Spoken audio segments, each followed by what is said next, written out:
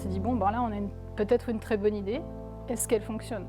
Et en tant que scientifique, on s'est dit, ben, pourquoi pas en fait juste essayer. Je pense que c'est quelque chose que personnellement, j'ai toujours voulu faire, avoir ce genre de projet sans savoir qu'avant ça s'appelait de l'entrepreneuriat. J'ai fait donc tout mon bachelor et mon master à l'Université de Lausanne en biologie. Et ensuite, j'ai commencé un doctorat à l'EPFL, donc en virologie environnementale. Donc moi je m'appelle Camille. Contrairement à Simon, j'ai fait toutes mes études à l'EPFL, donc je suis juste à côté. Je suis chimiste, donc j'ai un master en chimie. Et puis après, j'ai aussi fait un doctorat en ingénierie environnementale. Dans le même labo, c'est comme ça qu'on s'est connus en fait. Pour l'instant, moi je suis plutôt responsable de tout ce qui est production. Et moi un peu plus R&D et transformation des produits. Après avoir fait beaucoup d'académique, j'avais envie de changer un peu d'univers, en sachant aussi que la compétition en académie est très très compliquée. Depuis mon bachelor, j'ai toujours eu un peu cette envie d'avoir un projet concret et qui correspondait plus à un projet entrepreneurial finalement. Camille brasse de la bière, donc elle est aussi elle a une petite brasserie, elle fait ses bières, elle les partage avec ses amis. Voilà, donc c'est assez intéressant. Et à un moment donné, après avoir vu un documentaire sur les insectes, je lui ai dit écoute, je vais lancer un projet, j'aimerais bien lancer un projet avec les insectes, c'est génial comme idée, qu'est-ce que tu en penses?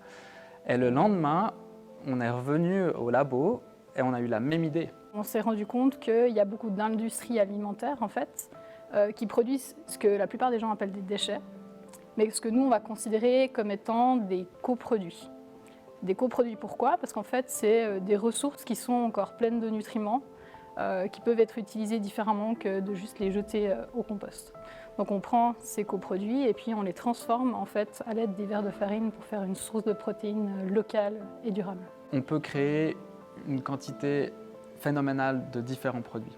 Parce que notre but n'est pas de vendre les insectes, on va créer des produits transformés comme par exemple des barres protéinées, des pâtes protéinées, ça pourrait être des crackers pour des snacks, ou ça peut même être inclus dans certains burgers, ou vous pouvez même les mettre dans des granolas le matin, si vous voulez.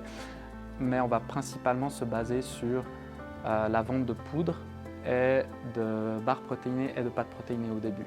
Alors idéalement de production suisse, avec des produits suisses, des producteurs suisses. La bonne idée, c'est peut-être l'étincelle de départ. C'est le fait qu'on ait eu la même idée en même temps. On s'est dit, ah tiens, il se passe quelque chose. Mais au final, l'idée qu'on avait au départ, elle a énormément évolué. Donc je pense que c'est une bonne idée, ça se construit et ça s'entretient si on veut bien. Mais dans les choses importantes, c'est quelque chose dont il faut être convaincu, qu'il faut travailler au fil du temps.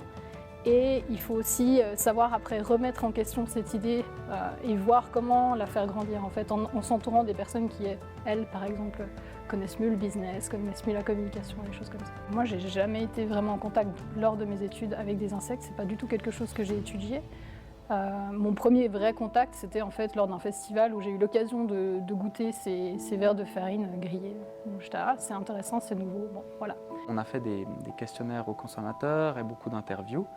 Et on s'est rendu compte qu'il y a une petite méfiance aussi vis-à-vis des consommateurs.